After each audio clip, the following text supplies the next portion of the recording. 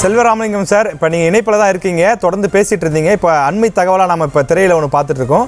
பாகிஸ்தானுடைய அந்த விமானி ஒருவர் வந்து சிறைபிடிக்கப்பட்டிருக்கார் அப்படின்னு சொல்கிறாங்க.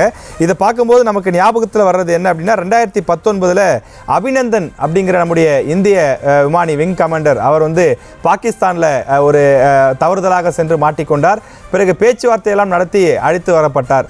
அது போன்ற ஒரு சூழ்நிலையாக இது இருக்குமா? இது எப்படி சார் இருக்கும்? கட்டாயம் வந்து அது மாதிரி இருக்குமா அப்படிங்கிறது வந்து நம்ம அவங்களோட பதிலடியை பொறுத்து தான் இருக்கு. அவங்க எப்படி நம்ம கிட்ட நடந்துக்கிறாங்க அப்படின்னு தான் இருக்கு.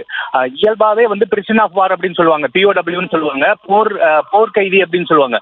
போர்க்கைதிகளை வந்து எந்த நாடுமே வந்து சிறப்பா வந்து நடத்தினதா வந்து இதுவரையில எந்த வரலாறுமே கிடையாது. அதனால இப்ப நமக்கு வந்து ஒரு போர்க்கைதி கிடைச்சிருக்கிறாரு அப்படிங்கும் போது அது வந்து பாகிஸ்தானோட நிலைப்பாடை பொறுத்து தான் அவரை வந்து நம்ம எப்படி வந்து நம்ம நடத்த போறோம் அப்படிங்கிறது வந்து அவங்க கையில தான் இருக்குது.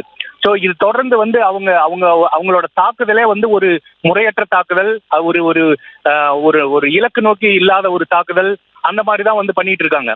ஸோ அது வந்து இப்ப இப்ப இருக்கக்கூடிய ராணுவ தளபதி அடுத்து வந்து பாகிஸ்தானோட தலைவர் ஆகிறதுக்கு அவர் சுயநலத்துக்காக இந்த விஷயத்த பண்றாரு அப்படிங்கிற மாதிரியான ஒரு எண்ண ஓட்டம் தான் எனக்கு எல்லாம் தோணுது. இல்லைன்னா இந்த இந்த இந்த இப்போ வந்து இது வந்து தேவையே இல்லாத ஒரு விஷயம். ஏன்னா நாம வந்து போய் அழிச்சது வந்து தீவிரவாதிகள் முகாமில் மட்டும்தான் அழிச்சிருக்கோம். எந்த ஒரு சிவிலியனுக்கும் அங்க இருக்க பாகிஸ்தான்ல இருக்கக்கூடிய எந்த ஒரு பொதுமக்களுக்கும் ஒரு சின்ன கீறல் கூட விழாம நம்ம வந்து சர்ஜிக்கல் ஸ்ட்ரைக் வந்து அப்சல்யூட்லி ஸ்ட்ரைக், என்ன டார்கெட் வேணுமோ எந்த தளத்துல அடிக்கணுமோ அந்த தளத்துல மட்டும்தான் நம்ம அடிச்சிருக்கோம்.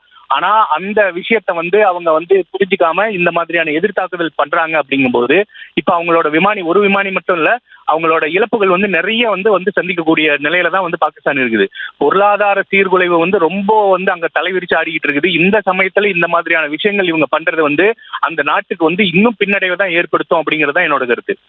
செல்வராமலிங்கம் சார், இப்போ நீங்கள் தொடர்ச்சியாக பல விஷயங்களை நீங்கள் வந்து ரொம்ப அழகாக சொன்னீங்க. உங்களுடைய தகவல்களுக்கு மிக்க நன்றி சார்.